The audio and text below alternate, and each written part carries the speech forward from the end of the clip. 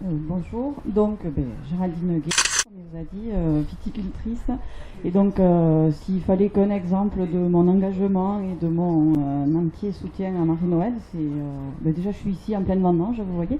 J'ai lâchement abandonné les miens aujourd'hui et j'ai mis ma fille de 8 ans à vendanger à ma place. Ouais, voilà. Donc voilà. Donc pas trop socialiste quand même non plus.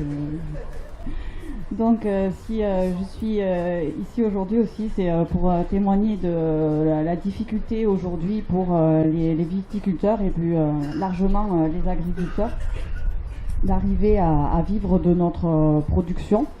Moi je me suis installée en 2001, à l'époque déjà c'était pas facile pour quelqu'un qui n'était pas du métier d'arriver à trouver les financements pour s'installer.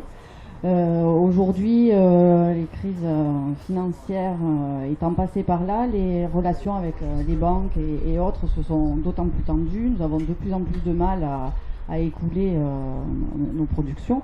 Mais c'est pas que nous, la viticulture, hein, ça peut être le lait, enfin, on peut citer de nombreux exemples où la problématique dans l'agriculture est particulièrement prégnante. Mais nous autres agriculteurs, nous sommes confrontés à de nombreux défis. Et les deux auxquels je m'attacherai le plus et auxquels je pense nous devons porter une attention toute particulière, ce sont les défis écologiques et économiques. Pour moi, ces deux défis-là sont intimement liés. D'une part, le défi écologique. Cette année, nous avons tous, dans le sud particulièrement frappé par la sécheresse. L'année dernière, ça pouvait être des épisodes de grêle, d'inondation, tous ces aléas climatiques nous montrent que nous entrons dans un profond changement du climat et ça doit nous alerter. Donc quand Marie-Noël est venue très récemment dans l'Aude, nous avons pu évoquer avec les viticulteurs les différentes solutions qui peuvent être mises à court ou au moyen terme, comme les systèmes assurantiels. Mais je crois qu'il faut aller plus loin que ça et envisager le problème à plus long terme. Donc, pour ma part, j'ai franchi le cap, donc je suis agricultrice biologique depuis, mon premier bébé en bio, c'est 2012. Je pense qu'il faut qu'on incite et qu'on soutienne cette agriculture-là, ou du moins qu'on incite les agriculteurs à avoir une agriculture moins productiviste, beaucoup plus raisonnable. Parce qu'on ne peut pas se permettre aujourd'hui de continuer à aller dans ce sens-là, parce que il y a toujours plus de production, mais pas forcément la rémunération au bout de toute façon.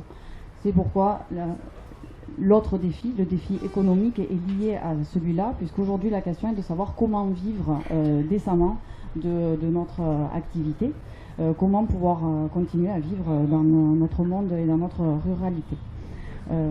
On trouvera toujours des pays moins-disants socialement, écologiquement. Donc, je peux vous citer l'exemple, ne serait-ce que, on a une concurrence mondiale et même au sein de l'Europe.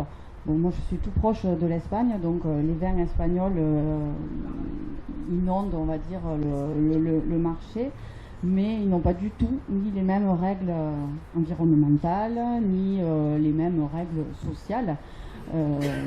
Même en France, aujourd'hui, on va vers une libéralisation des droits de plantation, ce qui peut favoriser les grandes entreprises, les gros groupes, et mettre à mal tous nos AOP et tout ce travail de qualité que l'on a pu mener, nous, professionnels. Donc aujourd'hui, on trouvera toujours des pays moins-disants socialement, écologiquement.